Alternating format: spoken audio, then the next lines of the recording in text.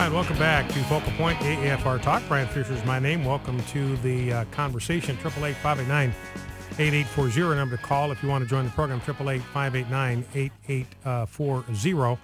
And I want to remind you of our critter campaign. Speaking of the Christmas season, don't forget we've updated our Naughty and Nice list. You can get access to that by going to afa.net. LL Bean has been moved from our Naughty list to our Nice list. They have an entire catalog devoted to Christmas. Now, we had a caller yesterday said, well, look, I got a catalog from LL Bean, didn't have Christmas anywhere in it, said holiday. Well, apparently from what the LL Bean folks, they contacted us. They went out of their way to contact AFA and to tell us about this catalog. So people that are subscribers to LL Bean are going to get both of these catalogs in the mail. According to the LL Bean folks, they're going to get specifically a Christmas catalog entitled Discover the Christmas Spirit. Walgreens, we moved out of the nice category to the marginal category, and we are calling for a boycott of Gap, Old Navy, and Banana Republic for their war on Jesus Christ. Now, don't forget, if you want to fight back, you want to launch a salvo in the war against Christ, you can take a stand for him by ordering up our Christmas buttons. You can get these Christmas buttons. They say, Jesus, he came for you. Merry Christmas. But Jesus is in big letters. That's the name that you cannot miss on these buttons. You can get yard signs. You can get boxes of these buttons in packs of 10 or 30, even 250. If you want to buy some for your whole church, you can get Merry Christmas yard signs. Debbie and I have one up in our yard today. Cannot miss the message. And also, we're in the middle of our critter campaign. We work with Gospel for Asia every year at about this time. In the spirit of Christmas giving, the spirit of Christ, this is another way we can strike back, we can strike a blow in the war against Christ, is by partnering with Gospel for Asia. And this is something that you can do to send a Christmas gift to some of the poorest, neediest people in the world. You can send water filters, chickens, sewing machines, which Debbie and I have done for several years now. You can send goats, you can send pigs, mosquito nets, Bibles. There's a lot of other gifts that you can send, and 100% of the contribution that you make goes directly to the mission field. They don't take anything out of this project for administrative costs. And so these gifts are going to go to the poorest of the poor in India, Nepal, and Sri Lanka. So go to afr.net. Go to afr.net. You can get all the information that you want there. You can also call 877-907-GOAT. 877-907-4628, 877-907-GOAT if you want to get more information. Got the prices and the range of gifts that you can give there. So that's something that is available to you. We encourage you to participate. Now let's grab a couple of sound bites. We were talking about the issue of homosexuality in the last segment, the bully bigots at Big Gay coming after this T-shirt company in Lexington, Kentucky. The Human Rights Commission has found against them. And listen to, you start listing the unalienable rights that are enshrined in the First Amendment that are being violated here. I mean, their right to the free exercise of religion has been totally shredded. They're told, no, you're not allowed to bring your religious values into the marketplace. You can't operate your business according to religious values. We will punish you if you do that, and we will fine you if you do that. They have trashed their right to freedom of speech. They have the right to decide what kind of speech goes on the products that come out of their shop. And the Human Rights Commission, we don't care about that. We don't care about the First Amendment. We don't care about your unalienable right to determine what kind of speech you want to be a part of. We are going to tell you, if we want your opinion, we will give it to you. And our opinion is you got to produce shirts that have morally objectionable messages on them. I don't know what would happen if a porn producer came to them and said, we want you to print a bunch of T-shirts with pornographic images on them. And what happens if the T-shirt company says, no, we're Christians, that offends our values and our understanding of human sexuality, and they get a complaint? I mean, based on this pattern, they would have to say, no, you got to produce those pornographic images. We don't care what your values are. We don't care what your Christian convictions are. You're going to have to produce those images, even though it may offend you and violate your own conscience. It violates their right to freedom of the press because they're printing these images. It violates their First Amendment right to the freedom of association, to assemble peaceably to decide who you want to do business with, who you want to associate with. So this is a win for Big Gay and the bully bigots that represent them. ADF still involved in this. Apparently the next step would be for some kind of hearing to take place. So we'll monitor that and see how all of that develops. Now, the secular fundamentalists obviously believe in the normalization, legitimization of homosexual behavior. So they're always pressing it. They're always pushing it. They believe this totally false meme that people are born gay. There is not a single shred of evidence for that people are born gay. In fact, we've talked about this before.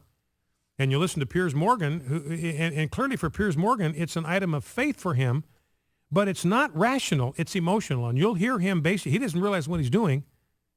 But what he's admitting is this is all about emotion for him. It doesn't have anything to do with science. It doesn't have anything to do with biology. It doesn't have anything to do with genetics. It's entirely a matter of emotion for him. And I've talked with you before about these researchers at Yale and Columbia. They did a study of identical twins. Now, they share the same DNA. So if homosexuality is genetic, if it's caused genetically, then if one identical twin is homosexual, the other will be homosexual. That's called the concordance rate, and it ought to be 100% because it is every other genetic trait. One of them's got red hair, they both have red hair. One of them has green eyes, they both have green eyes. One of them is white, both of them are white. One of them is tall, they're both tall. One of them's attractive, they're both attractive. I mean, that's just the way it works. That's what happens when these traits are innate and a result of the kind of genes that you have inherited. But what they found with identical twins, the concordance rate, if people are born this way, ought to be 100%. And there's nobody can argue with that. You can't argue with that genetically. You can't argue with that biologically. The concordance rate ought to be 100%. But what they found is that the concordance rate was only between 5 and 6%, maybe up between 6 and 7%. So somewhere between 5 and 7%. That's what the concordance rate was. A little bit different for lesbians than male homosexuals by about a percentage point. One was 5.5%, the other was 6.5%. So clearly, you're about 93% short of any kind of evidence that people are born this way. So Rick Warren is on the Piers Morgan program last night, and we got two sound bites as Piers Morgan presses in on Rick Warren. Let's listen. Here's what we know about life. I have all kinds of natural feelings in my life, and it doesn't necessarily mean that I should act on every feeling. Sometimes I get angry and I feel like punching a guy in the nose. It doesn't mean I act on it. Sometimes as you pointed out, sometimes I feel attracted to women who are not my wife. I don't act on it. Just because I have a feeling doesn't make it right. Not everything natural is good for me. So Rick Warren, I think, accurately saying, look, what this is about, this is a matter of not of attraction, but of action. He'll say that in just a moment. This is a matter of behavior. It's a matter of choice. And Rick Warren's point is, and he's exactly right, we may not be able to control the kind of impulses that pop up. We can't control those. We can't weed those out. We can't pre-screen them. And we'll never be able to do that until we get our new bodies. I mean, Paul tells us in Romans 7 that the sin principle, the power of sin, is embedded in our bodies. That's why the redemption we look forward to is the redemption of our bodies. Our spirits have been redeemed. Our souls have been redeemed. Our bodies have not. And the sin principle is embedded in our bodies. That's what Paul calls the flesh. What he means by the flesh is the power of sin that is embedded in our flesh, in our physical bodies. That's where these impulses come from. And we can't pre-screen them. We're not going to be done with that battle until Jesus comes again. That's what we're looking forward to. I think everybody I'm talking to looks forward to the day when you don't have to battle against those impulses to do things that you don't want to do. Paul says, look, we're not going to be free of that battle until the day Jesus returns. Now, we don't have to yield to those impulses. We have power in Christ to overcome them. And that's Rick Warren's point. You don't have to give in to every impulse that comes along. You can ask Tiger Woods what happens when you yield to every sexual impulse that comes down the pike. Now, in this next soundbite, Piers Morgan says, look, I am passionately committed to the concept that people are born gay. Passionately was his word again.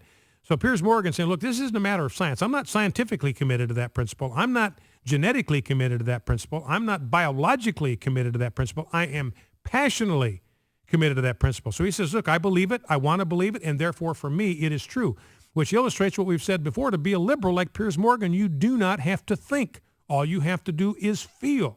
For liberals, they feel that if their feelings are strong enough, it validates the idea behind it. If they feel passionately about something, it's got to be true. The strength of their emotional attachment to that idea is all the validation that's needed. So Rick Warren responds here to Piers Morgan, who says, look, I am passionately committed to the idea that people are born gay. I do not believe attraction is a sin, but I do believe that some actions are sin. I'm not responsible for all of my attractions. We know, for instance, that some people are born with natural predispositions towards certain things, either good or bad. Every one of us have those.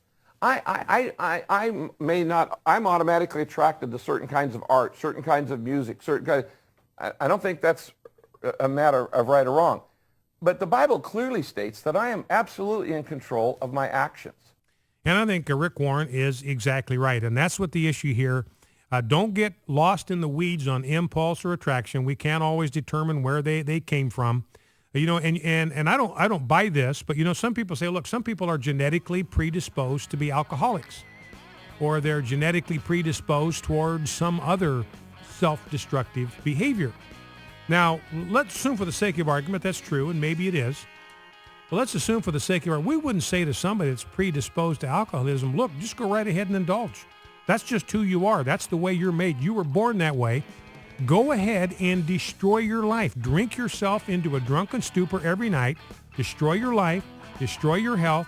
Destroy your marriage. Destroy your family. Destroy your career. Go right ahead. There's nothing you can do about it. You were born that way. We would never in the world say that to somebody. We might say to them, look, you may have a tougher hill to climb because you may be born with a pull that draws you towards self-destructive behavior, but you must not yield to that. You must overcome that. We will help you do that. We'll stand by you. We'll be with you. We'll get you the help you need so you can conquer that. Otherwise, it will destroy you. Focal Point AFR Talk.